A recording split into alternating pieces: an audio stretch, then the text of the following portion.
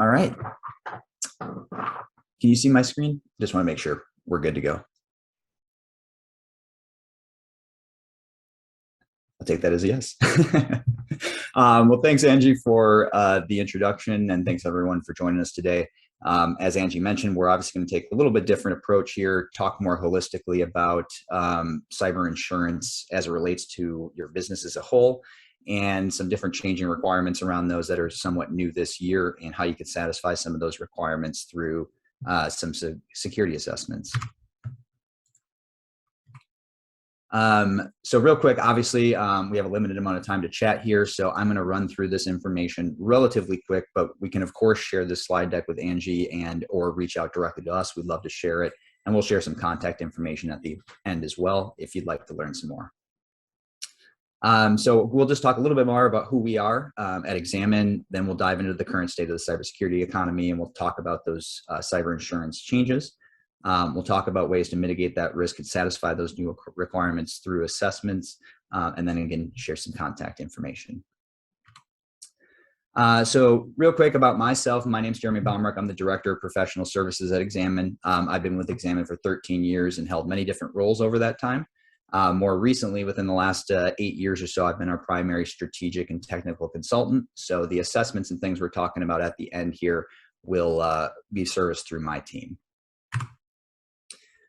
These are just some high-level satisfactory metrics, but one thing we're most proud of and why it's important, we think, to talk about today is the SOC 2 certification there in the middle since 2012.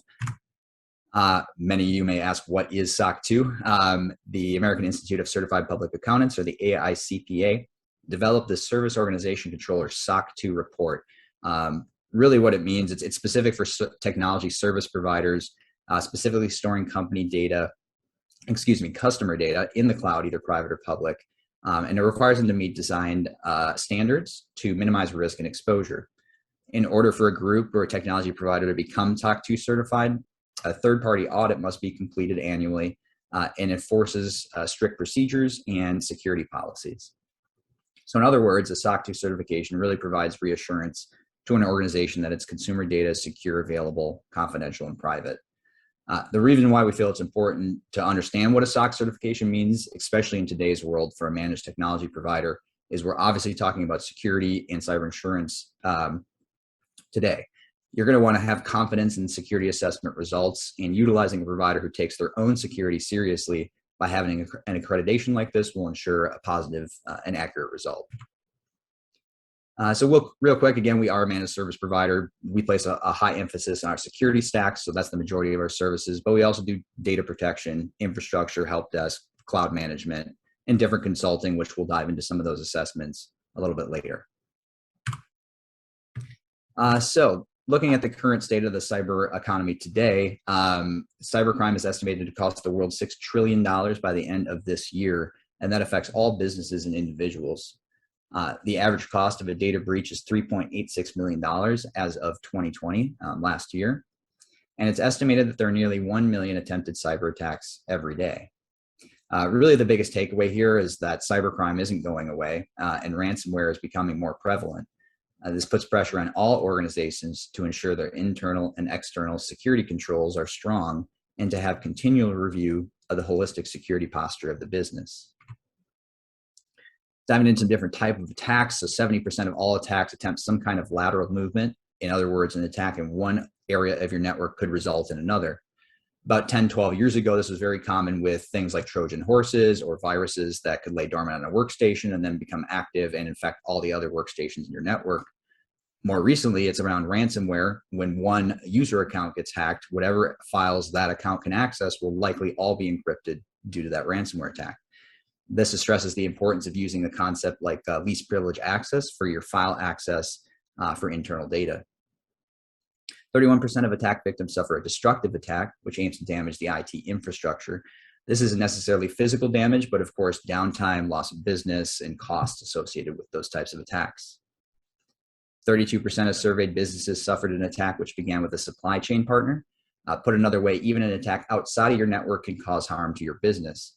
This is true when utilizing managed service providers or other third parties who have access to your network. If their network becomes hacked, if they don't have the proper security controls in place, they could potentially infect your network as well. And phishing attacks constitute more than 87% of high-risk email threats. Ransomware and all other types of attacks typically start through an email phishing attempt by a malicious bad actor. Placing importance on security awareness training for all staff members is important, as they typically are the weakest link in most organizations' security framework. So is my business at risk? Well, as we mentioned with those stats earlier, almost every business is affected at least in one way or another. But do you have employees who work remotely, full or part-time? Do you have or store customer data? Do you store important company or employee information on PC servers or in the cloud? Or are you concerned about an unexpected data breach or cybersecurity event? I think every organization can likely answer yes to one or all of these. And really here, we're just trying to bring to light the importance that all businesses should place on securing their environment and users, no matter how big or small. So diving into some more information around cyber insurance. So transferring risk through cyber insurance has become a significant part of a proactive risk management strategy for many businesses in recent years. Because of this risk management approach and the increased amount of ransomware attacks, cyber insurance providers are tired of being the bank and paying out on policies when customers aren't protecting their environment properly. More recently, cybersecurity insurance providers have started basing premiums on how strong the organization's security framework is and the willingness to improve the environment. In an attempt to limit the amount of money these insurance companies are paying out, cyber insurance policies are beginning to require an independent IT assessment be completed within the last 12 months prior to renewing these policies. Previously, there was really no check or balance as what the organization was doing to improve their environment. But because of those statistics, and last year things really kind of got out of control with the remote work, these new requirements are being put in place as of early this year. So doing an annual IT or security assessment will satisfy this requirement if the company is meeting minimum security safeguards. Simply completing an assessment will allow you to check the box, but many insurance companies are implementing more requirements to prove the business is remediating findings and pushing towards a stronger security posture. Completing assessments on a regular basis, either annually or quarterly, will help keep traction on the security recommendations and ensure the business is making progress. Being able to show a proactive approach for improving your organization's overall security will help with your cyber insurance options and limiting costs. So what can we do to mitigate this risk and satisfy those cyber insurance requirements? So this slide and the next slide, these assessment names are what we use here at Xamin. If you're utilizing other providers, they're typically going to have some sort of similar flavors. The naming is likely the same, but most people will have some sort of quicker, more remote, fast-paced assessment, and then options to do more in-depth IT audits or technology road mapping.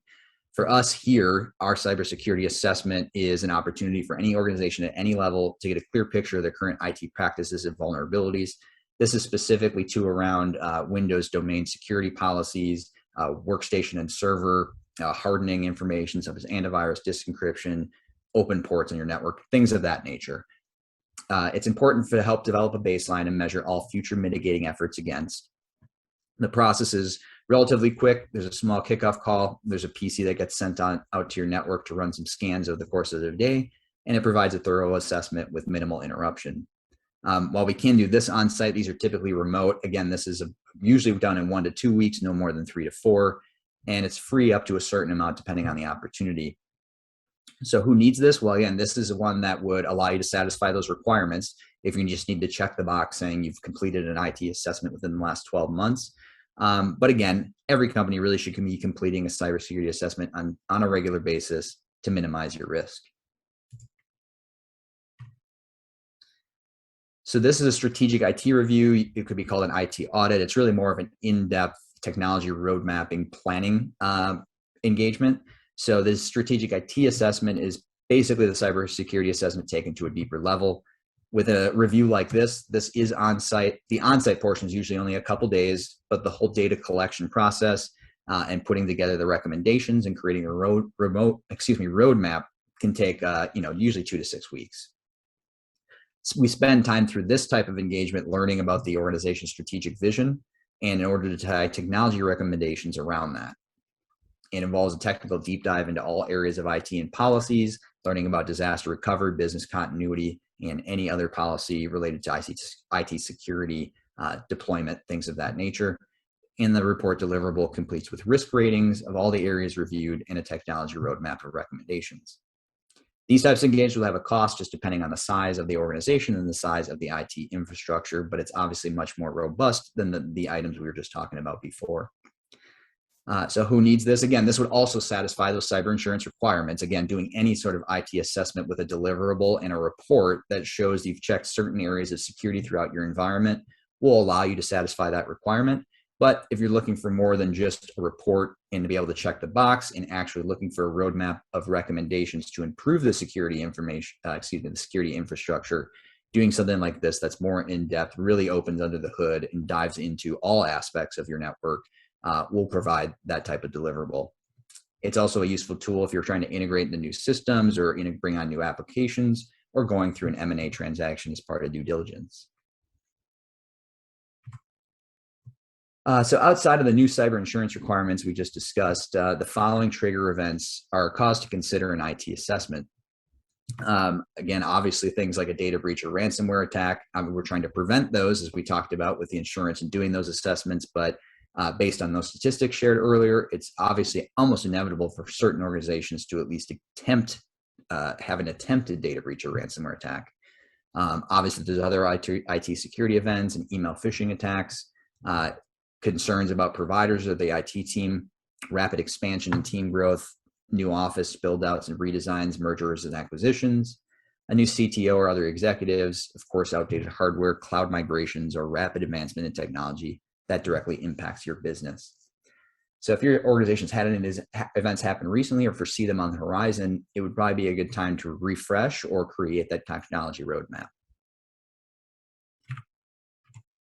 So again, I know we kind of rushed through that. We had a limited amount of time, and I know we're also a little bit off schedule here. So I wanted to make sure I just got this information out as quick as we could.